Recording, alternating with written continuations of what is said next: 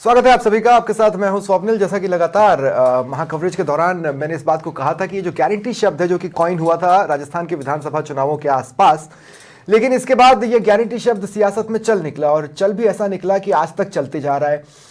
अब मसला यह है कि जहां जहां बीजेपी की सरकार है वहां पर यह कहा जाता है कि हमारे वादे, हमारी गारंटी है कि हम उनको पूरा करेंगे, और ऐसे में अपने संकल्प पत्र को और अपनी कई बातों को बजट में समावेश करने की कोशिशें बीजेपी सरकार की ओर से पहले केंद्र के बजट में हुई हैं और अब प्रदेश के बजट में करने की कोशिश की गई है। खास बात यह है कि बजट मेजॉरिटी में, इंडिया के लिए मेजॉरिटी मतलब आप ये समझ लीजिए कि 95% से ज्यादा भारतीयों के लिए क्या सस्ता हुआ और क्या महंगा हुआ के आसपास ही मैटर करता है। लेकिन बजट उसके पार भी जाता है, क्योंकि वो ये बताता है कि अब आने वाले 1 साल तक किस तरह की परिस्थितियों का सामना हमें, आपको और इस प्रदेश को करना पड़ेगा, हर एक फील्ड में, हर एक क्षेत्र में। और इस लिहाज से बजट किस तरह का रहा जो दिया कुमारी ने पेश किया, उस पर चर्चा के लिए मेरे साथ जो एक बड़ा पैनल जुड़ रहा है, आपको इंट्रोड्यूस करवा देता हूं। सीए प्रियव्रत शर्मा जी बीजेपी नेता हैं, मेरे साथ जुड़ रहे हैं। राजकुमार मीणा कांग्रेस प्रवक्ता हैं। मनोज मीणा अध्यक्ष हैं एकीकृत बेरोजगार संघ के। Doctor Yogendra Singh Gurjar senior consultant Mangalam plus Medicity.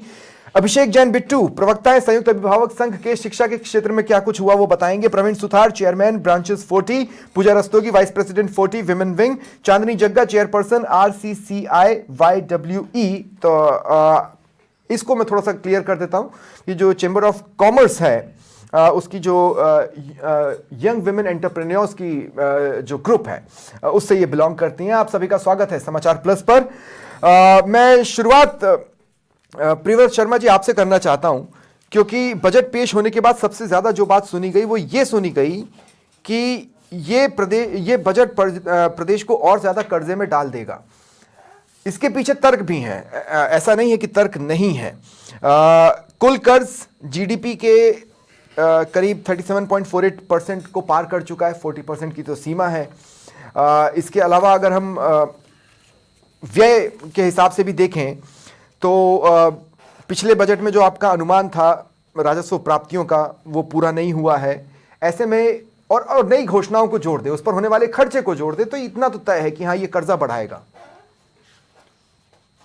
देखिए सर, ये जो बजट हमारा भी हुआ है, लास्ट ईयर के बजट को संशोधित आंकड़े की यदि आप बात करते हैं तो संशोधित आंकड़े की आय का और व्यय का दोनों का ही संशोधित हुआ है। हाँ। और इस बजट में भी हमने जो फिस्कल डेफिसिट है उसको पूरा कंट्रोल करने की कोशिश की है। जहाँ तक ऋण का सवाल है, हमने जब सरकार छोड़ी थी और कांग्रेस ने जब 5 साल पहले ली थी तब 34,000 रुपये पर व्यक्ति का कर्जा था, और जब हमने सरकार अब वापस ली इनसे तब हमारे पास 74,000 के करीब का कर्जा हर राजस्थान के व्यक्ति के ऊपर है।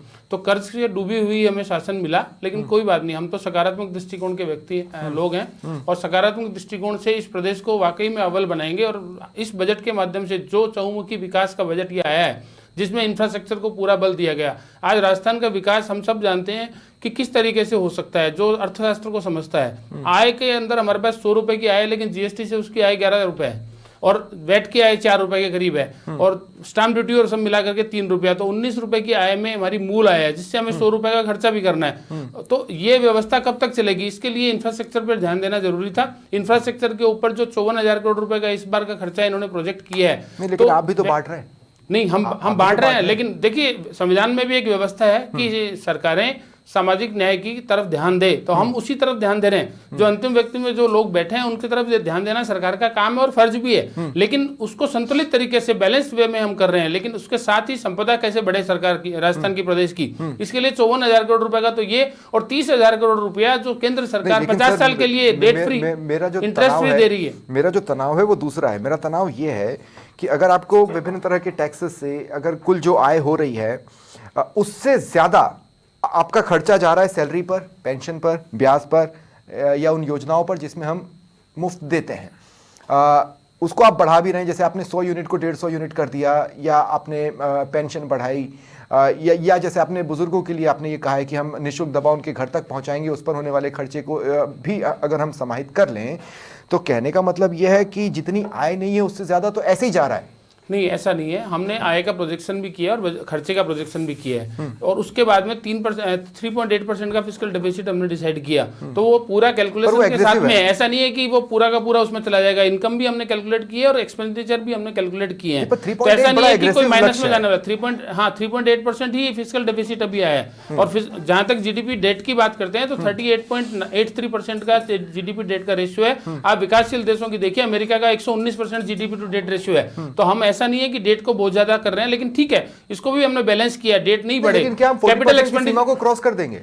नहीं, ऐसा नहीं है सर, 40 को करेंगे। 38.83 है, इसको और ज्यादा नीचे करने की जरूरत ये बड़ा है, इसलिए पिछली बार 37.48 था। बिल्कुल बड़ा है। हाँ। लेकिन जब विकास बढ़ेगा तो बजट का साइज भी बढ़ा है। आज 5.5 लाख करोड़ से 6 लाख 15,000 करोड़ रुपए का बजट का साइज हो गया है। तो बजट का साइज भी बढ़ा है। विकास करना है तो आपको लेने पड़ेंगे, लेकिन वो खर्चा जो ले रहे हैं वो हम कैपिटल एक्सपेंडिचर में कर रहे हैं। आप देखिए, पिछली बार जो सरकारें करती थी 15 से 20,000 करोड़ रुपए कैपिटल एक्सपेंडिचर में कैपेक्स का करती थी। राज्य की संपदा कभी नहीं बढ़ी। हमने 54,000 करोड़ रुपए का प्रोविजन इस बार कैपिटल एक्सपेंडिचर किया। 30,000 करोड़ रुपए केंद्र सरकार से जीरो इंटरेस्ट पे लेकर के वो करेंगे। तो 80,000 करोड़ रुपए जो सिस्टम में इंफ्रास्ट्रक्चर डेवलपमेंट के लिए आएगा, तो ना केवल इंफ्रास्ट्रक्चर डेवलपमेंट होगा, रोजगारी भी बढ़ेगा और लिक्विडिटी भी बढ़ेगी प्रदेश में। दिक्कत क्या है कि पिछले 1 साल में केंद्र सरकार से पहले से ज्यादा मदद मिली है, इसमें तो कोई दो राय नहीं है। नहीं, ऐसा नहीं है। और 15% से मदद कैसे नहीं मिल रही? 15.5% जो मिलती थी, ओवरऑल 16% जो केंद्रीय करों में हिस्सा था वो नो डाउट बढ़ा है, क्योंकि 2004 से 14 तक जो एवरेज था 5,400 करोड़ रुपया था। प्रॉब्लम ये है कि उसके बाद कर्जा बढ़ा उसके नहीं, उसके बाद में खर्चे भी बढ़े।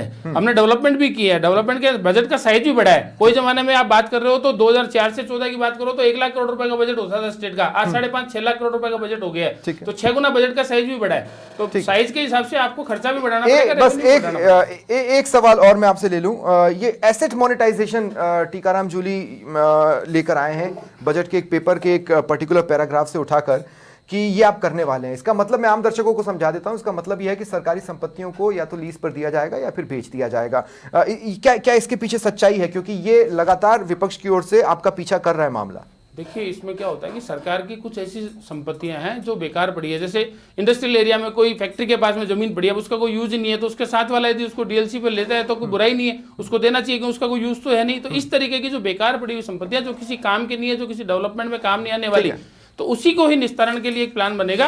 और वो बहुत सारी ऐसी चीजें हैं, और उसी को कैपिटल एक्सपेंडिचर में करके राज्य की संपदा वहां बढ़ेगी, यहां से निकलेगी तो वहां बढ़ेगी, और वो कैपेक्स होकर के राजस्थान का प्रदेश के डेवलपमेंट में काम आएगा। ठीक है प्रिव्रत जी, मैं आगे आपके पास आता हूं। अब मैं अलग अलग सेक्टर से एक बार रिएक्शंस ले लेता हूं, उसके बाद फिर मैं राजकुमार आपके पास आऊंगा। मैं सबसे पहले बात कर लेता हूं शिक्षा के क्षेत्र की। अभिषेक जैन बिट्टू, देखिए, आत्महत्या को लेकर काउंसलिंग की बात इसमें की गई है। हालांकि अभी मुझे और नीति का इंतजार है उसमें। इसके अलावा जैसे आंगनबाड़ी केंद्रों पर अब 5 दिन दूध पिलाया जाएगा, पहले 3 ही दिन का था, उसके लिए बजट भी एलोकेट किया जा रहा है। ये इसमें देखने को मिलता है। ओवरऑल एक पेरेंट के तौर पर और शिक्षा पर नजर रखने वाले के तौर पर क्या दिखता है शिक्षा के क्षेत्र में या एजुकेशन फील्ड में इस बजट में?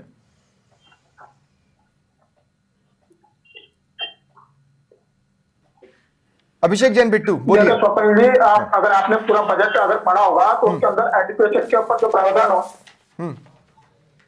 उसमें आपने नोट किया होगा कि एजुकेशन, जो स्कूली एजुकेशन है, उसके ऊपर बिल्कुल भी कोई प्रावधान नहीं किए गए हैं। क्योंकि हम लोगों को आशा थी कि राजस्थान सरकार जो प्रदेश के अंदर जो 450 स्कूल बच गए, 259 स्कूलों का जो अस्तित्व मिटाया गया, उस पर कोई विचार करके वापस उनको राजस्थान की जनता को समर्पित करेगी, वो राजस्थान सरकार ने नहीं किया। इसके अलावा जो कोचिंग सेंटरों का मामला है, जिसमें बच्चों को आत्महत्या का मामलों का जो बढ़ता हुआ चलन है, उसको रोकने का एक प्रावधान था, एक बिल लाने का प्रस्ताव रखा हुआ था, पिछले 3-4 महीने तो उसको राजस्थान सरकार लटकाए हुए बैठी हुई है। तो वो उस चीज के ऊपर बजट के अंदर कोई प्रावधान नहीं किया गया। तीसरी बात, निजी स्कूलों की जो फीस का मामला है, वो सबसे बड़ा पीड़ादायक है, क्योंकि निजी स्कूल अपनी मनमानी फीस लगातार बढ़ाए जा रहे हैं, लेते जा रहे हैं। अभिभावकों को प्रताड़ित किए जा रहे हैं, प्रताड़ना किए जा रहे हैं। लेकिन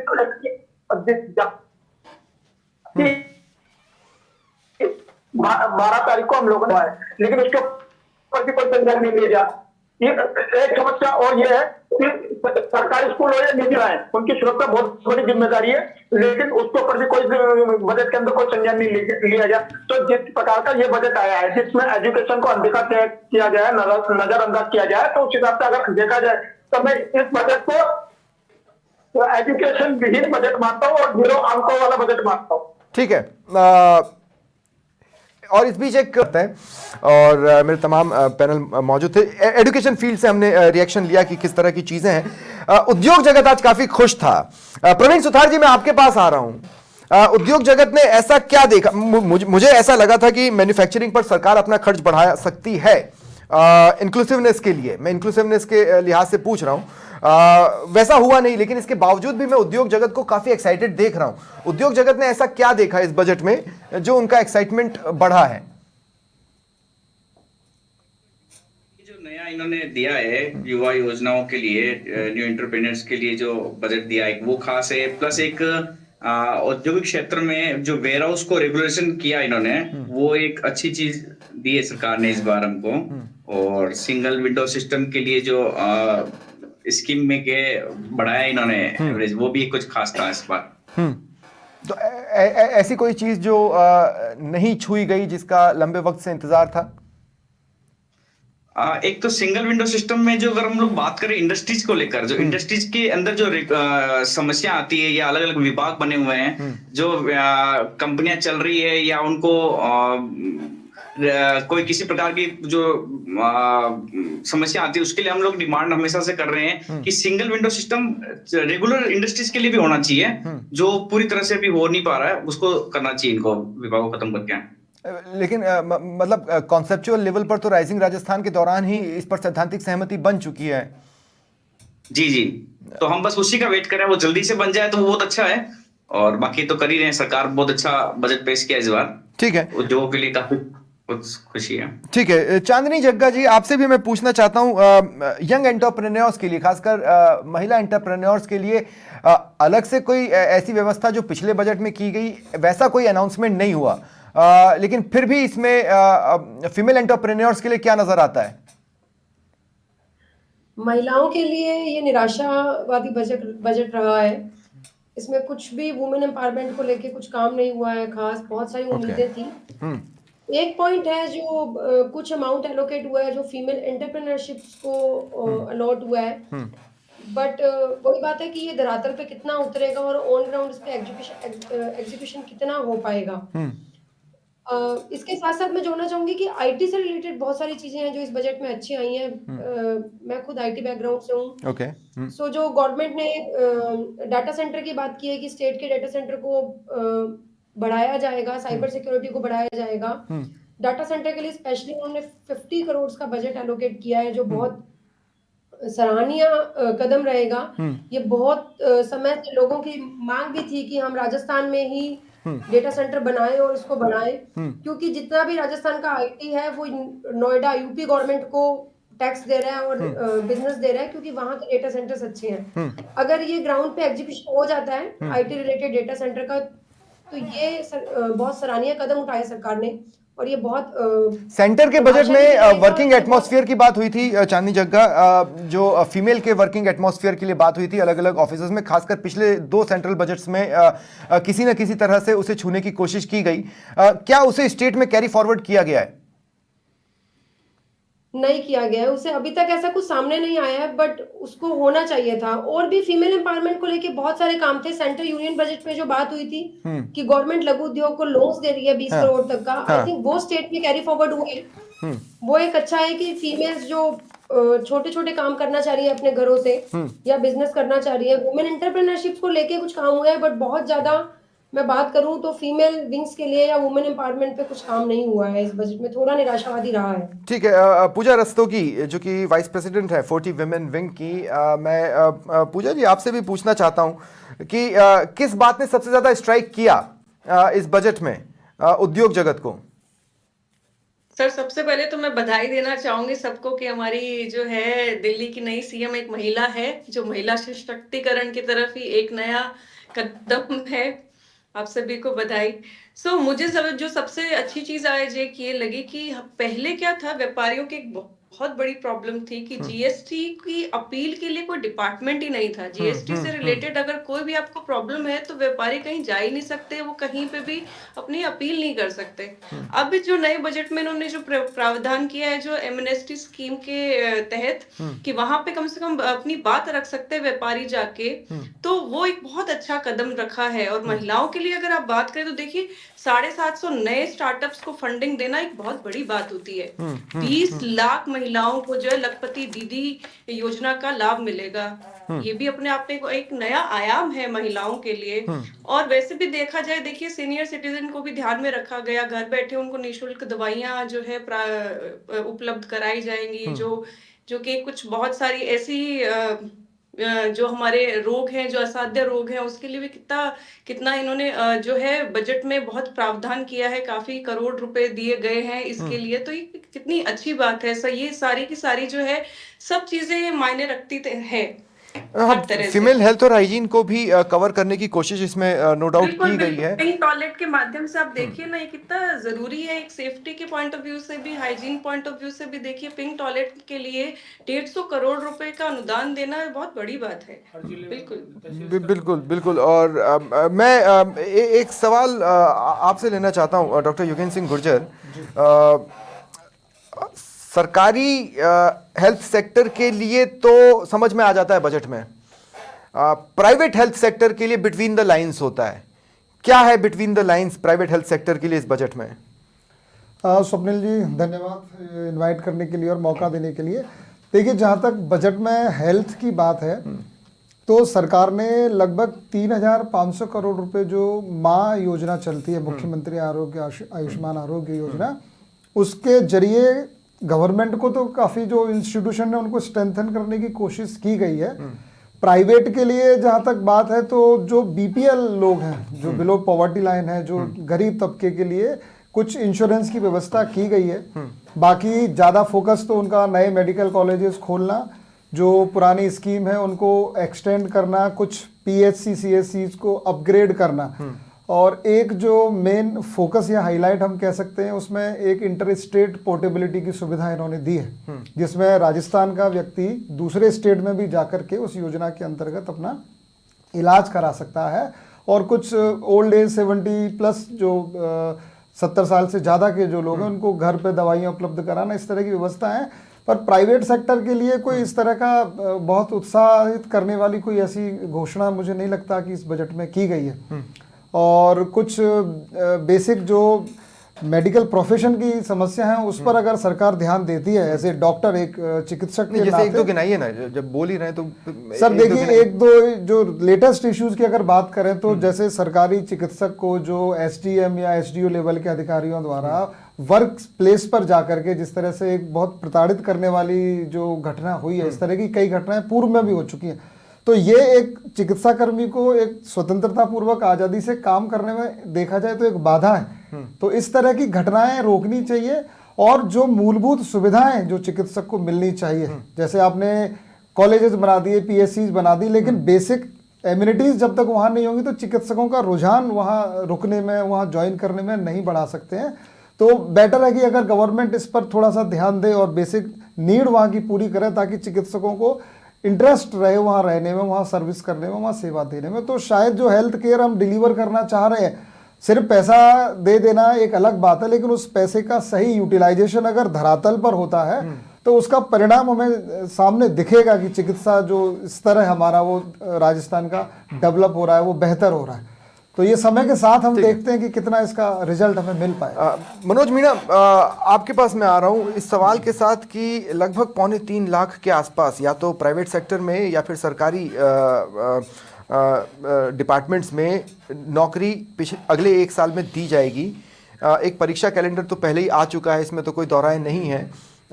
क्या इससे युवा खुश हैं? क्योंकि वैसी हलचल मुझे युवाओं में आज नजर नहीं आई जैसी इतनी बड़ी घोषणा के बाद नजर आनी चाहिए थी। देखो सर, उसके पीछे कारण है। देश में, प्रदेश में युवा एक बहुत बड़ा वर्ग है और जो ये घोषणा आप कह रहे हो सरकार ने आज करी है, ये ऐसी घोषणा पिछले बजट में भी हुई थी, लेकिन उन भर्तियों का वर्गीकरण सरकार आज तक नहीं कर पाई। अब फिर से सरकार ने घोषणा करी है, तो राजस्थान का युवा इसी असमंजस में है कि ये घोषणाएं धरातल पे कब लागू होंगी, ये भर्तियां किस विभाग में आएंगी और कब देखने को मिलेंगी। क्योंकि शिक्षा विभाग को लेकर कुछ नहीं कहा कि कितनी भर्तियां आएंगी। बताना चाहिए था माननीय वित्त मंत्री को भी कि हमारी जो ये भर्तियां हैं इन विभागों में होंगी। इन्होंने ये कह दिया कि ये नंबर है और ये भर्तियां निकालेंगे, लेकिन वर्गीकरण के बारे में कोई चर्चा नहीं हुई सर। और साथ में कहना चाहता हूं, सरकार को बड़ा मन रखते हुए 5000 राजीव गांधी युवा मित्रों के साथ भी न्याय करना चाहिए था। जो अटल सेवा प्रेरक लगाने सरकार बात कर रही है, उनको समायोजित करते हुए, लेकिन उसमें शायद प्रायोरिटी देने की बात तो उठी है सर। प्रायोरिटी की बात है, लेकिन उनको लेकर कहीं कोई बात कहीं दिखाई नहीं पड़ी, सुनाई नहीं पड़ी। अगर 5000 राजीव गांधी युवा मित्रों का अटल सेवा प्रेरक में समायोजित करते हुए अगर बजट को आगे बढ़ाते तो युवाओं को न्याय मिलता। और सर ऐसा ही भर्ती जो बहुत बड़ा चर्चा लंबे समय से है, उस पर भी सरकार को टिप्पणी कर देती, कोई निर्णय ले लेती, तो भी युवाओं को एक राहत मिलती। सर मेरी बात यह है कि जो पुरानी भर्तियां है वो भी अभी चली रही है, उनका निस्तारण नहीं हो पा रहा। बहुत सारी भर्तियां कोर्ट में चली जाती है। एक ऐसा नियम सरकार इसमें कोई बना पाती कि जो पुरानी भर्तियां अटकेंगे नहीं और उनका समाधान समय पे होगा। और सर प्राइवेट सेक्टर में भी जो इन्होंने घोषणा करी है वो भी इनको बताना चाहिए था कि सेक्टर में कितनी नहीं, वो तो या तो वाया रोजगार नहीं, वो नहीं 2 सेकंड, वो या तो वाया रोजगार मेले के वाया होगी और या फिर वो कौशल के बेसिस पर होगी। लेकिन सर वो बताना चाहिए कि किस प्रकार से वो भर्तियां जो दी जाएंगी, किस प्रकार से इंडस्ट्री में उनको काम मिलेगा। 2 सेकंड, पूजा रस्तोगी कुछ जोड़ रही हैं। हाँ पूजा जी। हाँ, जो सर अभी बात कर रहे थे कि जो पिछली घोषणाएं हुई थी उनमें जो है कोई भी उसका कोई वो नहीं है, उल्लेख नहीं है कि क्या हुआ। इसी को ध्यान में रखते हुए आपने अगर आज देखा होगा तो राजस्थान युवा रोजगार नीति 2025 का इन्होंने लॉन्च करी है। वो इन्हीं सब बातों का जवाबदेह है पूरा। वो इसी सारी की सारी चीजें अब जो है उसकी नीति के थ्रू हमें पता चल सकती है। बाकी सर सवाल नहीं, लेकिन इसमें एक मेरा अपना ऑब्जर्वेशन है, वो मैं रख देता हूं और उसके बाद फिर मैं राजकुमार मीणा के पास जाऊंगा। वो ये कि युवा नीति तो अभी भी है, ऐसा नहीं है कि नहीं है। वो मेरे ख्याल से 2-3 साल पहले की युवा नीति है जो एज इट इज फॉर्म में अब तक उस पे भी क्या हुआ, मतलब वो भी जब अगर एश्योर नहीं कर पाया तो नई चीज भी शुरू में तो डराती है। वो कहते हैं ना दूध का जला छाछ फूंक कर पीता है। उसी लिहाज से इस नीति पर तो अभी और इंटेंस स्टडी की जरूरत मुझे भी महसूस हो रही है। उसके बाद ही मैं उस पर कोई फाइनल कमेंट्स या उस पर डिस्कशन मोड पे आ पाऊंगा। राजकुमार मीणा, ठीक ठाक बजट था, इतना हताशा वाला नहीं था जितना टीकाराम जूली दिखा दिए या अशोक गहलोत ट्विटर पर जाकर दिखा रहे, उतना हताशा वाला तो नहीं था। स्वप्निल जी, क्या वो सबका अपना अपना नजरिया होता है। मैं आपको बता दूं, जो राजस्थान के अंदर डबल इंजन की सरकार है, यहाँ समस्या क्या है कि एक इंजन तो घोषणा कर देता है और दूसरा इंजन भूल जाता है। आप देखिए, मैं बहुत सारे मुद्दों पे यहाँ चर्चा ऑलरेडी हो चुकी है। मैं कुछ मुद्दे आपको बता देता हूँ कि पिछले बजट में इन्होंने जयपुर के नजदीक हाईटेक सिटी की बात की थी। नाम बता दीजिए, यहाँ बैठे हुए हैं कि भाई कहाँ बन रही है। दूसरी बात कि जितने भी यहाँ पे आज गेस्ट बैठे हुए हैं, प्रवक्ता पैनल है, मैं सबसे पूछना चाहता हूँ कि पिछले 1 वर्ष में हम सब लोग विभिन्न जगह पे घूमे होंगे। ग्रीन एक्सप्रेस वे की पिछली बार भी घोषणा की थी, अब भी की, किसी ने कभी देखा कहीं पे नहीं है। दूसरा बात, अब महिलाओं के डीपीआर के स्टेज पर है, स्वप्निल 2 पे डीपीआर पर। हाँ बिल्कुल, वो भी 4 दिन पहले हुई है। ऐसा नहीं कि इन्होंने पहले से कोई सोच ली कि आज बजट आ रहा है तो कोई बोल, हमें कुछ उसके लिए सबूत चाहिए बोलने के लिए। महिला सशक्तिकरण की जहां बात आती है तो इन्होंने रानी लक्ष्मीबाई आत्मरक्षा प्रशिक्षण केंद्र जो सेल्फ डिफेंस सिखाता है वो खोलने की घोषणा की थी। मैं आपके चैनल के माध्यम से पूछना चाहता हूं कि इन्होंने सिर्फ घोषणा की थी, अभी तक स्थान भी नहीं बताया कहां बनेगा, न पिछले बजट में न अभी के बजट में। दूसरी बात, हम बात कर रहे हैं कि हम हमेशा नहीं, पर पिछले बजट में भी वो 2 साल के विजन के साथ घोषणा की गई थी। वो स्थान तो बता दीजिए, चलो 1 साल निकल गया, विजन की हम बात करें तो जगह तो बताइए ना कहां बन रहा है। मतलब ये दूसरा साल भी आप उसे खत्म करना चाहते हो, चलो कोई बात नहीं करिए, इनकी समस्या है। दूसरी बात मैं आप पे आना चाहूंगा, इस बजट में किसानों की क्या समस्या है? पूरी तरह किसानों की अनदेखी की गई है। आज हम ये बात करते कि हमने किसानों के लिए क्या, आपने व्यापारियों के लिए जीएसटी पे मंथन करने के लिए तो आपने ऑप्शन दे दिया, लेकिन किसानों के अंदर उनके खाद पे, उनकी बीज पे, उनकी कृषि यंत्रों पे किसान क्रेडिट कार्ड को बढ़ाया है। सुनिए स्वप्निल जी, जो लोन को थोड़ा आसान करने की कोशिश हुई है, जो उनकी कृषि यंत्रों पे आपने जीएसटी लगा सुविधा रखे। आज आवश्यकता इस प्रदेश की अन्नदाता होगी। दूसरी आपको नहीं राजकुमार जी देखिए यहीं पर ये पॉइंट क्लियर करना जरूरी, किसान का वाला मुद्दा उठा है, इस पॉइंट को यहीं क्लियर करना जरूरी है। किसान क्रेडिट कार्ड में लिमिट बढ़ाई गई है 3 से 5 लोन का भी आपको जानकारी होगी। हालांकि लोन पर मैं ये भी कह सकता हूं कि हाँ सरकार करना क्या चाहती है वो स्पष्ट नहीं हो पाया है, लेकिन लोन पर भी घोषणा हुई है।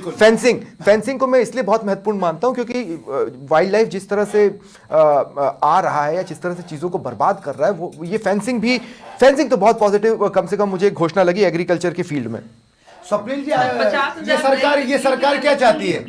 आपने लोन बढ़ा दिया तो आप ये चाहते हो कि किसान को और कर्जे में दें। अरे आप उनके ऊपर अनावश्यक जीएसटी का जो भार दे रखा, अरे प्रियव्रत जी सुन लीजिए ना, मैं आ ही रहा हूँ प्रियव्रत जी, आपके समय में हम बोले प्रियव्रत जी मैं आऊंगा आपके पास, आपका मुंह लाल क्यों हो जाता है? अरे आराम से राजकुमार आप उनको सुनिए तो ब्याज मुक्त ऋण आप बोल रहे हो कि अरे सुनिए मैं आ ही रहा हूँ प्रियव्रत जी बस। हाँ उनके बीज पे, उनके कृषि यंत्रों पे, इनके ऊपर आपने, और दूसरी बात आज अभी यहाँ लूनकरण सर की बता देता हूँ 10 दिन पहले की घटना कि किसानों की फसल को पकने के लिए जो पानी मिलता है, इतिहास में पहली बार भारतीय जनता पार्टी द्वारा इंदिरा गांधी नहर का दूसरा पानी रोक दिया गया है। किसान 10 दिन से धरने पे बैठे हैं, क्यों नहीं सरकार ने संज्ञान लिया? आप उनकी एमएसपी की बात करते हो, आपने पोर्टल बंद कर रखा है। राजकुमार मैं रोक रहा हूँ क्योंकि समय कम बचा है, मैं एक बार सबके पास और जाने मैं फिर वापस आऊंगा। मैं एक राउंड सबके साथ करना चाहता हूँ राजकुमार बस मैं एक राउंड सबके साथ और करना चाहता हूँ। ब्रेकिंग की वजह से ऑलरेडी काफी समय भी चला गया, नहीं तो और बोलने का मौका मिलता। प्रियव्रत जी बहुत सारे इश्यूज आ गए है ना, जैसे इंश्योरेंस पर क्लैरिटी नहीं है, क्लासिफिकेशन जॉब में जैसा कि मनोज मीणा ने कहा, और दूसरा ये भी है कि उसमें मैं ये भी जोड़ दूं किस मोड पर, कल को आप कह दोगे कि ठेके पे दे दिया या संविदा पर दे दिया, वो मोड भी क्लियर नहीं है, वो किस मोड पर होंगी वो भी एक क्लैरिटी नहीं है। ऑफिस एटमॉस्फेयर या वर्किंग एटमॉस्फेयर फीमेल्स का, नो डाउट पिंक टॉयलेट एक बड़ी घोषणा है, लेकिन ऑफिस के भीतर भी एटमॉस्फेयर होना एक जरूरी पहलू है, उसे डिप्टी सीएम ने नहीं छुआ। ये सारे इश्यूज पर एक आप कमेंट दें, उसके बाद मैं सवाल लूंगा। देखिए 3 चीजें अभी महत्वपूर्ण निकल के आई डिस्कशन में। पहले तो इन्होंने बोला कि लास्ट ईयर जो नौकरियों की घोषणा हुई 59,671 नौकरियों के नियुक्ति पत्र हम दे चुके हैं, 87,641 की विज्ञप्तियां निकल चुकी है। आप सुनिए ना, ये तो प्रोसेस में मुझे पता है राजकुमार जी, 87,641 की एडवर्टाइजमेंट नियुक्तियां प्रकाशित हो चुकी है। और अभी जो हमने 1.25 लाख बोला, आप गिन लेना, अगले साल 1.25 लाख करके दिखा देंगे। और रही बात संविदा की नहीं है, ये सरकारी नौकरियों की बात है, सरकारी नौकरियां ही इसमें है। नहीं, मुझे लग रहा है पेयजल विभाग वाले में संविदा की बू आ रही थी, जो 1050 पदों पर भर्ती की बात की गई है, उसमें मुझे ऐसा लगा कि शायद वो संविदा वाला ही है। जो आप वर्गीकरण की बात करते हैं तो कुछ वर्गीकरण दिया गया है, जैसे पुलिस निरीक्षक की बात की गई, पुलिस पदों में सरकारी पशु चिकित्सकों की बात की गई है, ऐसे हर वर्ग में बात की गई है, लेकिन वो डिटेल में डेटा अवेलेबल है। अभी 1.5 लाख पद खाली है शिक्षा विभाग में, शिक्षा विभाग सामने नहीं आई, शिक्षा विभाग में भी आएंगे। देखिए इसका वर्गीकरण टेबल पे रखा है सदन के, वो मिल जाएगा। दो सेकंड मैंने भी उस बजट की कॉपी को देखा है, उसमें मोड नहीं है, उसमें वर्गीकरण डिटेल आएगा, ऐसा नहीं है। लेकिन 1.25 लाख को इनको कैलकुलेशन पे किया है सर, ऐसे नहीं किया, कोई उसकी बैक कैलकुलेशन जरूर हुई है, उसके बेसिस पे आपको सामने आ जाएगी ये चीजें भी। लेकिन 1.25 लाख बोला है तो 1.25 लाख को इतना कम क्यों छुआ गया? शिक्षा को कैसे नहीं छुआ? मतलब इन्वेस्टमेंट तो आपके पास आए हैं, शिक्षा के अंदर नहीं ऐसा नहीं है। देखिए आज जो हमारी केंद्र सरकार की जो योजनाएं हैं शिक्षा की, वो बहुत अच्छी योजनाएं हैं। शिक्षा को मुफ्त भी किया गया है, लैपटॉप भी बांटे गए हैं, स्कूटी वितरण की बात भी की गई है, बालिकाओं को 35,000 स्कूटी वितरण की बात, वो शिक्षा क्षेत्र में तो आएंगी। मैं ये कह रहा हूँ इंग्लिश मीडियम के लिए भी आवाज नहीं निकली, ये भी बोल दीजिए। ठीक है, इससे पहले कि मैं आगे एक महत्वपूर्ण सवाल लूं, एक राउंड में सबके साथ, और जैसा कि मैंने लगातार कहा, चूंकि रोजगार पे बात हो गई, मनोज शॉर्ट में एक कमेंट एक बात और कहूंगा, किसानों को हमने फसल जो ऋण दिया है वो ऋण इंटरेस्ट फ्री की बात कही है, उसमें कोई किसान नहीं, लेकिन सर लेकिन देखिए लोन में क्लैरिटी की जरूरत है, लोन में अभी और भी क्लैरिटी की जरूरत है। मैं भी वेट करना चाहूंगा कि इंटरेस्ट फ्री मिलेगा, नहीं, पर उसमें समझ में ये आना चाहिए कि करना क्या चाहते हैं हम, मतलब लोन नहीं, फसल योजना लोन लेना अगर उसके लिए अभी भी मुश्किल बना हुआ है तो हम करना क्या चाहते हैं? 3 लाख से 5 लाख जो केंद्र ने बनाया वो उन्होंने स्टेट ने बोला कि मैं बात कर रहा हूँ प्रोसेस की, लोन लेने का एक प्रोसेस होता है, सारी चीजें होती हैं, वो उसका असेसमेंट होता है सर, बीघा में कितनी फसल आती है उसके बेसिस पे बैंक अपना, इस लिहाज से लोन उतना बड़ा गेम चेंजर बन जाएगा, इस पर मुझे डाउट है, इसीलिए मैंने ये उसके साथ जोड़ा कि इस पर हम अभी करना क्या चाहते हैं, उस पर और डिस्कशन की जरूरत है। मनोज, चूंकि नौकरी पर बात हुई, एक शॉर्ट कमेंट करें, फिर मैं दूसरी तरफ जाऊंगा। देखो सर, मैं ये कहना चाह रहा हूँ कि राजस्थान में करीबन 20 लाख बच्चे ऐसे जिन्होंने बीएड कर रखी है, और बात करें शिक्षा विभाग में तो 3rd ग्रेड में 7,000 भर्तियों की सरकार बात कर रही है। रीट की ये पात्रता परीक्षा तो करा रहे हैं, लेकिन रीट की मुख्य परीक्षा कब होगी, भर्तियां कहाँ है, वो फर्स्ट ग्रेड में 2000 पदों पे भर्ती हो रही है, सेकंड ग्रेड में भी सर 2000 पदों भर्ती हो रही है। तो आप ये बताइए ना कि ये महज नाम मात्र की भर्तियां आप शिक्षा विभाग में कर रहे हो, तो ये युवाओं के साथ मजाक नहीं है तो और क्या है? आपको बजट में सर क्लियर करना चाहिए ना सर, 1.5 लाख पद शिक्षा विभाग में खाली है, तो आप क्यों भर्ती नहीं कराना चाहते शिक्षा विभाग में? आपने एक शब्द नहीं बोला बजट में शिक्षा विभाग की भर्तियां कब होंगी और अन्य भर्तियों में कौन कौन से विभाग को शामिल कर रहे हैं, मेडिकल विभाग में कितने पद आ रहे हैं और अन्य विभागों में कितने पद आ रहे हैं। आपने कह दिया ये नंबर है सर, नंबरों को खेल में राजस्थान के बेरोजगार युवाओं को उलझा दिया है। पहले वजन लाल जी कह रहे थे कि हमने 2 लाख को रोजगार दे दिया, कभी 1.5 लाख को दे दिया, कभी 1 लाख रनिंग में चल रही है, अब 1.25 लाख फिर इन्होंने निकाल दी। लेकिन सर भर्तियां बताइए ना ग्राउंड में कितनी प्रवीण सुतार जी, प्रवीण सुतार जी देखिए, इसमें कोई दोहराए नहीं है कि बीते कुछ सालों में आय के मुकाबले सरकार का खर्च काफी ज्यादा है। और इसके बाद अभी हमने सेंटर में भी देखा, सेंटर में भी जितने लक्ष्य रखे गए हैं या जितने टारगेट्स रखे गए हैं वो एग्रेसिव रखे गए हैं, और अभी स्टेट में भी हम एग्रेसिव लक्ष्य की बात कर रहे हैं, फिस्कल डेफिसिट से लेकर किसी भी चीज के, ये काफी एग्रेसिव टारगेट्स हैं। क्या लगता है आपको कि इसका किस तरह का असर पड़ने वाला है? देखिए, कोई भी स्टेट को स्टेट मॉडल बनाने के लिए या वहां बाहर निकालने के लिए, जैसे हम राजस्थान से है तो राजस्थान को अगर हमें देश में सबसे ऊपर ले जाना है तो उद्योग एक बड़ा माध्यम है, क्योंकि उद्योग के अंदर रोजगार भी है, उद्योग के अंदर इनकम भी है और पैसा भी वहां से जनरेट होता है, ठीक है ना। तो उद्योग के लिए जो हम लोग बात कर रहे थे कि उद्योग के बारे में इस बार सरकार ने सोचा है, उसको अच्छी तरह सोच रही है। और युवाओं के लिए जो इन्होंने किया इस बार की विश्वकर्मा युवा उद्यमी प्रोत्साहन योजना के माध्यम से कि 2 करोड़ रुपए तक का जो ऋण है उसमें करीब 8% सब्सिडी जो देने की बात की है, उससे जाहिर से कि युवाओं का उद्योगों के प्रति रुचि बढ़ेगी और उद्योग नए से नए लगेंगे और आगे बढ़ेंगे। तो जितने उद्योग लगेंगे उतने ही हमारे राज्य का राजस्व बढ़ेगा और हम लोग आगे अपना पहचान बढ़ा पाएंगे। ठीक है, चांदनी जग्गा, पीपीपी मॉडल बार बार सुनाई दिया, लगभग हर दूसरी तीसरी घोषणा में पीपीपी मॉडल पर बात हुई। ये कितना एक्साइटिंग फ्लेवर है, क्योंकि पीपीपी मॉडल को कई लोग तो मेजॉरिटी में लोग इस तरीके से देखेंगे कि सरकार प्राइवेटाइजेशन की तरफ जा रही है। प्राइवेटाइजेशन कोई बुरी चीज़ नहीं है, उस वक्त विरोध होता है, बाद में फिर लोग उसके समर्थन में आ जाते हैं, लेकिन ये पीपीपी मॉडल कुछ ज़्यादा नहीं हो गया? देखो, प्राइवेट सरकारी नौकरी भी लिमिटेड दे पाएगी ना सरकार, प्राइवेटाइजेशन को बढ़ाना ही पड़ेगा। अल्टीमेट गोल क्या रहता है कि रोजगार मिलने चाहिए, सरकार का भी यही गोल है, उद्योग बढ़ना चाहिए, इकोनॉमी बढ़नी चाहिए स्टेट की, तो चाहे प्राइवेटाइजेशन से बढ़ रही है चाहे गवर्नमेंट से बढ़ रही है, उससे कोई इट डजंट मैटर, ये सारी चीजें कोरिलेट हो रही हैं। पीपीटी मॉडल बार बार आ रहा है, काम तो करेगा ही, प्राइवेटाइजेशन हेल्प करेगा, प्राइवेटाइजेशन हेल्प करेगा। मैं एक चीज और मैं जानना चाहता हूं, पूजा रस्तोगी, मेरा सवाल आपसे है, क्या यह बेहतर नहीं होता इतने बड़े राइजिंग राजस्थान समिट के बाद कि सरकार इस बजट में लैंड बैंक को लेकर कुछ क्लैरिटी देती, या फिर आने वाले समय में लैंड्स को लेकर जिस तरह की स्थितियां बनेंगी उस पर कुछ क्लैरिटी देती? क्योंकि एमओयू के स्तर पर मुझे लगा था राइजिंग राजस्थान की बहुत सारी क्लैरिटी मिलेगी, आंकड़ों के लेवल पर तो मिली है, लेकिन कमोडिटी क्लियर नहीं है, लैंड बैंक की स्थिति क्लियर नहीं है। क्या अगला 1 साल इससे जूझना नहीं पड़ेगा इन तमाम योजनाओं या इन सारी चीजों के बीच में? सर देखिए, बहुत सारी चीजें होती है जो आपस में कनेक्टेड होती है। अब सड़कों के निर्माण में जब 5,000 करोड़ रुपए जो अनुदान दिया गया है वो मायने रखता ही है सर बिजनेस के लिए। अगर कनेक्टिविटी नहीं होगी तो आप बिजनेस में मतलब कैसे आप एक जगह से दूसरी जगह अपना सामान लेना करना पहुंचाना, बहुत सारी चीजें होती हैं, तो वो दिया गया तो वो भी एक महत्वपूर्ण कदम है ही। उसके अलावा इंडस्ट्रीज के लिए आप देखिए, इन्वेस्टमेंट के लिए सिंगल विंडो का प्रावधान किया गया है। लैंड जो है 3,500 करोड़ के एमओयू हमने करे हैं, तो सर वो लैंड भी तो सरकार से मिल रही है ना हमें, उस इंडस्ट्रीज को डेवलप कराने के लिए एमओयू से 3,500 करोड़ रुपए मायने रखते हैं ना सर। तो वो उसी की तरफ ही तो एक कदम है। नहीं, मैं समझ रहा हूँ, मेरा सवाल पूछने का मकसद कुछ और था। मेरा सवाल पूछने का मकसद था लैंड बैंक, मतलब आप कैसे देंगे, कहाँ देंगे? क्योंकि अभी क्या है कि आप तो बता देंगे कि हम यहाँ दे सकते हैं, क्लियरेंस नहीं है, घोषणाएं हुए हैं और क्लियरेंस तो नहीं है। देखिए उनको तो अभी संक्षिप्त रूप से बताया गया, वो क्लियर तो हमें अब जैसे जैसे इसका बजट को जिस तरह से वो एक्सपेंशन होगा तभी पता चल जाएगा। उस पर क्लैरिटी नहीं है कि हाँ ये है कि घोषणाएं तो हुई है। ठीक है।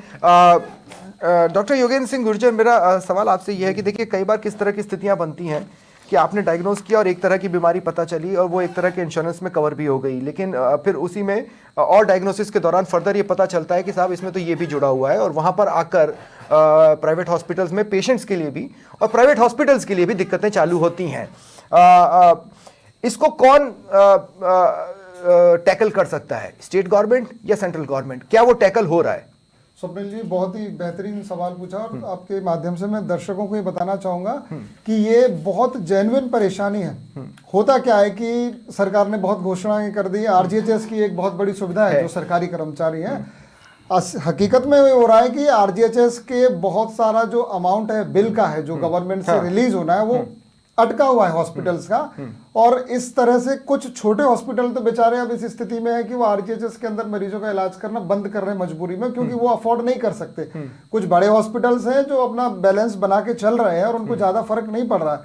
तो जो घोषणाएं सरकार कर रही है, देखो मैं तो नॉन पॉलिटिकल पर्सन हूं, तो बीजेपी या कांग्रेस में मेरा ज्यादा इंटरेस्ट नहीं है। सरकार तो लेना पड़ेगा साहब, सरकार कोई भी हो, अगर सरकार जो घोषणाएं करती है उनका इम्प्लीमेंटेशन ठीक से हो जाए, उसमें ज्यादा टर्म्स एंड कंडीशन ना लगा करके, होता क्या है स्वप्निल जी, पब्लिक के सामने तो बहुत बेहतरीन घोषणाएं हो जाती हैं कि ये सुविधाएं मिलेंगी आपको, लेकिन उनके क्रियान्वयन में जो दिक्कतें आती हैं जिसकी वजह से आम आदमी, जैसे मरीज अगर अस्पताल में परेशान हो रहा है, बहुत सी दवाइयां ऐसी हैं जो आरजीएचएस के अंदर मुफ्त में नहीं दी जा रही हैं, वो नॉन अवेलेबिलिटी का बहाना बनाया जा रहा है या कोई अलग कारण दिया जा रहा है। तो ये समस्या ऐसी है जिससे बहुत लोग परेशान है। अस्पताल वाले वो टैकल हुई कि नहीं हुई? नहीं हुई, इसको एड्रेस करने की बहुत ज्यादा जरूरत है। ठीक है, एक बेसिक पॉइंट और मैं हेल्थ सेक्टर से लेना चाहता हूं कि ये जैसे सेंट्रल बजट में ये हुआ था ना कि मेडिकल कॉलेजेस में, हर मेडिकल कॉलेज में सीट बढ़ा दी गई। आज नए मेडिकल कॉलेज की घोषणा भी और हुई है साथ ही साथ, लेकिन इंफ्रास्ट्रक्चर पर बात नहीं की गई, इंफ्रास्ट्रक्चर का रोड ऑफ मैप नहीं दिया गया। एक उदाहरण से आपको समझा देता हूं। आज की खबर है कि एक डॉक्टर मेडिकल कॉलेज में जाकर के ये एप्लीकेशन दे के आई है कि मैं एमबीबीएस छोड़ रही हूं। अब आप उसका कारण समझिए, कारण क्या है कि वो जो यूट्यूब से पढ़ाई हो रही है उसकी वजह से उसकी आंखें इतनी खराब हो रही हैं, यानी कि वहां पर फैकल्टी की, टीचर्स की जो इंफ्रास्ट्रक्चर होना चाहिए उसकी व्यवस्थाएं नहीं है। इंफ्रा पर बात होनी चाहिए थी बजट में। बिल्कुल बिल्कुल, केवल जो थोड़ा सा वो हिस्सा नदारद रहा, उसको धरातल पर लाना बहुत आवश्यक। ठीक है, मेरा सवाल एक राजकुमार मीणा आपसे भी है। हम ऐसे कोई मतलब ऐसा नहीं है कि हम फूलों की सेज छोड़कर गए थे, कांटों की सेज आपके लिए भी थी, कांटों की सेज इनके लिए भी है, उसी के बीच में से रास्ते निकालने की कोशिशें हो रही हैं। पॉइंट बीइंग कि किस बात ने सबसे ज्यादा विचलित किया? अगर मान लीजिए एसेट मोनेटाइजेशन होता भी है तो उसमें गलत क्या है, या फिर राजकोषीय घाटा तो हमेशा ही बढ़ा है, किसी एक साल कम हुआ क्या? स्वप्निल जी, राजकोषीय घाटा बढ़ना और उसके साथ में अन्य राज्यों से कर्जा लेना, ये एक हर सरकार में होता है, लेकिन उसकी जिस स्पीड से वो बढ़ा है और जिस स्पीड से वो घाटा बढ़ा, जितना इन्होंने किया, लेकिन जनता को उसका लाभ नहीं मिला ना। आप देख लीजिए, इतिहास में उठा के देख लीजिए, उसका मेन रीजन ये है कि जब भी अयोग्य व्यक्ति को राज सिंहासन मिला है, उस राज्य का पतन निश्चित तौर पे हुआ है। ये इतिहास की, राजस्थान के इतिहास की कांग्रेस थोड़ा डिसाइड करेगी कोई योग्य है या नहीं है। कांग्रेस इस तरीके से छोड़ के नहीं गई। नहीं, पर कांग्रेस थोड़ा डिसाइड करेगी। आप बता रहे हो, लेकिन इतिहास की सबसे अरे रुक जाइए ना राहुल जी,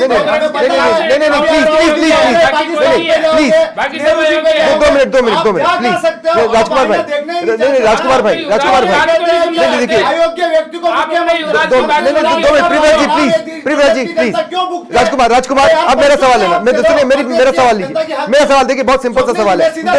राजकुमार 2 मिनट, मेरा एक पॉइंट है, नहीं मेरा इंटरजेक्शन है और मैं इधर काउंटर कर रहा हूँ। नहीं, मैं सिर्फ एक काउंटर कर रहा हूँ, मैं आपको काउंटर कर रहा हूँ। मेरी बात सुनिए, राजकुमार,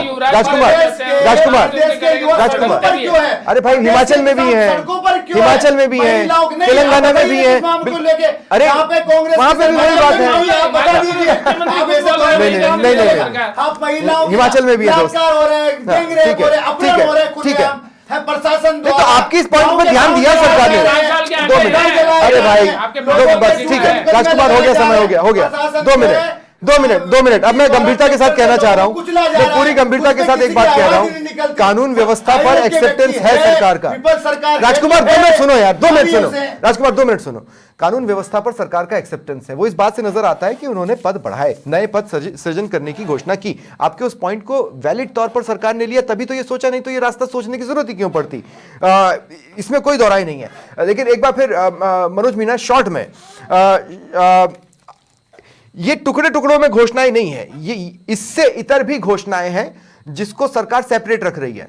जैसे मैं आपको बता दूं कि सरकारी नौकरियों की कुल जो आंकड़ा बताया गया है उससे अलग रखा गया है वो 1050 पदों को, जो कि पेयजल विभाग की बात की गई है। ठीक वैसे ही हाल ही में जितने भी विभागों के लिए जितने भी पदों की घोषणा की गई है उनको इससे अलग रखा गया है, जहां तक मेरी अपनी समझ है, या फिर वो भी क्लब्ड है। और दूसरा जो ईयर कैलेंडर जो जारी किया गया, क्या वो इसके साथ तारतम्य बिठाता नजर आ रहा है इन इतने पदों के साथ? देखो सर, यही तो बच्चे चाहते हैं कि सरकार क्लियर करे कि कौन से पदों को इन्होंने 1,25,000 में रखा है और कौन से पद आने वाले समय में 1,25,000 में मिलेंगे, क्योंकि राजस्थान के युवा कंफ्यूज हो रहे हैं। इन्होंने जैसे आज जलदाय विभाग में जो संविदा की जो पदों की बात करी है, वो कैलेंडर तो कुछ प्रकाश डाल रहा होगा ना। सर आप एक बात सुनिए, मैं क्लियर कर रहा हूं कि ये बताइए, जो बीजेपी संविदा का विरोध करती थी, आज वो संविदा में भर्ती करने के पक्ष में आ गई। चाहे कंप्यूटर दशक की भर्ती हो, चाहे जलदाय विभाग में भर्ती हो, ये तो कहते थे कि हम संविदा में भर्ती नहीं होने देंगे। कांग्रेस के कार्यकाल में सब नेताओं ने विरोध किया, उस समय हमने भी विरोध किया कि संविदा में नहीं होनी चाहिए, और वो भर्ती हमने नियमित कराई। लेकिन सरकार फिर से वो संविदा का खेल शुरू कर रही है, जिसको युवा बिल्कुल पसंद नहीं करेंगे। एक सवाल अभिषेक जैन बिट्टू से, नियमित तरीके से और अच्छे से हो। एक सवाल अभिषेक जैन बिट्टू से, और फिर प्रिवर जी आपके साथ मैं इस डिबेट को क्लोज करूंगा। अभिषेक जैन बिट्टू, मैं एक बार फिर कह रहा हूं, स्कूलों के इंफ्रास्ट्रक्चर पर सेपरेट घोषणा नहीं हुई है, लेकिन एजुकेशन के लिए एक लमसम बजट अनाउंस हुआ है। वो भी तो वेलफेयर स्टेट के तौर पर ही खर्च होगा ना। सर कितना बजट अलॉट किया है राजस्थान सरकार ने इस वाले बजट के अंदर? सबसे पहले बात ये जानने की आवश्यकता है, पिछली बार जो बजट को 2% था, उससे भी नीचे इस बार बजट के अंदर प्रावधान रखा गया है बजट का जीडीपी का। तो मैं ये जानना चाहता हूँ सबसे पहले राजस्थान सरकार से, और ये भाजपा के प्रवक्ता महोदय यहाँ पे बैठे हुए हैं, कि आज प्रेस विज्ञप्ति मुख्यमंत्री आवास से जारी हुई है, जिसमें 17 पन्नों का प्रेस विज्ञप्ति है जो बजट को लेकर है। उसमें 5 नंबर पर एजुकेशन का पूरा एक पट्टा दिया हुआ, उस एजुकेशन के अंदर पट्टे के अंदर पढ़ेंगे तो उसमें कहीं पे भी किसी भी लाइन के अंदर भी स्कूल को लेकर, बच्चों की सुरक्षा को लेकर, कोचिंग सेंटर में जो बच्चे आत्महत्या कर रहे हैं उसको लेकर, या जो सरकारी स्कूलों में जो शिक्षकों की भर्तियां होनी है उसको लेकर, या जो ट्रांसपोर्ट जो स्कूलों के निजी वाहन है तो उन वाहनों से हो रही सड़क दुर्घटना। 2 सेकंड थोड़ा सा करेक्ट कर दूं अभिषेक, थोड़ा सा करेक्ट कर दूं। युवाओं के आत्महत्या के मामलों को देखते हुए युवा साथी केंद्र स्थापित करने की जो बात की गई वो बेसिकली काउंसलिंग का एक फॉर्म है, और वो काउंसलिंग भी एक नेसेसरी पार्ट है। स्वप्निल जी, मैं ये कहना चाह रहा हूँ, जो पिछले 3 महीने से जो कोचिंग सेंटरों को लेकर एक्ट बनने वाला था वो आज तक क्यों रोका गया है? वो उसको बजट में स्थान क्यों नहीं दिया गया है? Valid point.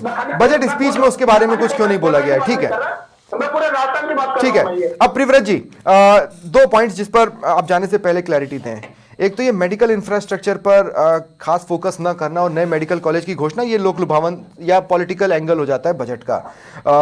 दूसरा, शिक्षा के क्षेत्र में अगर आप खुद ही स्कूलों को मर्ज कर रहे हैं तो आप ये समझ रहे हैं कि भाई अभी कितनी परेशानियों का सामना स्कूल्स कर रहे हैं। इसके बावजूद भी शिक्षक के परमानेंट पदों की घोषणा न होना और इंफ्रास्ट्रक्चर पर किसी तरह का कुछ न बोलना, और ये कह देना कि हम डिजिटल कर देंगे, हम वाईफाई लगाने वाले हैं, ये बहुत दीवा स्वप्न है। नहीं, देखिए, पहले सबसे पहले तो मैं मेडिकल इंफ्रास्ट्रक्चर की बात करता हूँ। जो नए मेडिकल कॉलेज खुलते हैं तो शुरू में 1-2 साल में जो समस्याएं आती है वो सबके साथ आती है, सभी जगह आती है। लेकिन जैसे जैसे वो तो क्रमोन्नत होते हैं और जो 2-3 साल निकल जाते हैं तो उसमें इंफ्रास्ट्रक्चर की सुविधाएं भी आ जाती है। और आज राजस्थान के अंदर जितने भी मेडिकल कॉलेज हैं खुले हुए, वहाँ सारी व्यवस्थाएं हैं। नहीं, 2 सेकंड। आपके पिछली बजट में घोषणा थी, आपकी पिछली बजट में घोषणा थी सिरोही को लेकर कि आबू रोड सामुदायिक स्वास्थ्य केंद्र उप जिला अस्पताल में क्रमोन्नत। स्टाफ की कमी तो अब भी एज इट इज ही है। देखिए, कमी है, इसके लिए तो इसीलिए डॉक्टर की भर्ती की घोषणा हुई है ना इस बजट के अंदर। सिर्फ डॉक्टर की, नर्सिंग कर्मियों की 1500 नर्सिंग कर्मियों की 500 डॉक्टर स्पेशलाइज की भर्ती की घोषणा हुई है, 1500 नर्सिंग कर्मियों की हुई है मेडिकल ये मैं मिस कर गया हूं। अगर ये हुआ है तो बजट हुई है, बिल्कुल हुई है, इसके अंदर हुई है बजट में, आप देख लेना। रही बात ये इंफ्रास्ट्रक्चर की बात कर रहे थे, तो इंफ्रास्ट्रक्चर 2% नहीं है, सब बजट साइज का 8% से ऊपर है। 53,683 करोड़ रुपए का प्रोविजन इस बजट में किया गया है और 6,15,000 करोड़ का टोटल बजट बजट है, तो आप इंफ्रास्ट्रक्चर में देखिए जो पैसा लगेगा वो सब क्षेत्रों में लिक्विडिटी को बढ़ाएगा, रोजगार को बढ़ाएगा, उद्योगों को बढ़ाएगा और राजस्थान का विकास। मैं अंतिम आपको फिर कह रहा हूं एज ए फाइनेंस कि आप एक मिनट सर बात सुनिए, मैं कह रहा हूं राजस्थान का विकास इंडस्ट्रियलाइजेशन के बिना नहीं हो सकता, क्योंकि हमारी जो मूल इनकम होती है वो जीएसटी और वैट की होती है। जीएसटी की इनकम तभी बढ़ सकती है जब उद्योगों का विकास हो, और उद्योगों का विकास के लिए इंफ्रास्ट्रक्चर का विकास होना बहुत जरूरी है। और भजन लाल जी पहले दिन से जब से शपथ लिए अपने एक्शन मोड में, और नहीं फिर मैन्युफैक्चरिंग पर कोई खास खर्च क्यों नहीं बढ़ाया गया? मैन्युफैक्चरिंग सर, उद्योग आएंगे तो मैन्युफैक्चरिंग अपने आप बढ़ेगी ना। आज 60,000 करोड़ रुपया, 30,000 करोड़ रुपया सेंटर का, 90,000 करोड़ रुपया राजस्थान के इंफ्रास्ट्रक्चर में नहीं, लेकिन आपने कोई इंसेंटिव ऑफर नहीं दिया।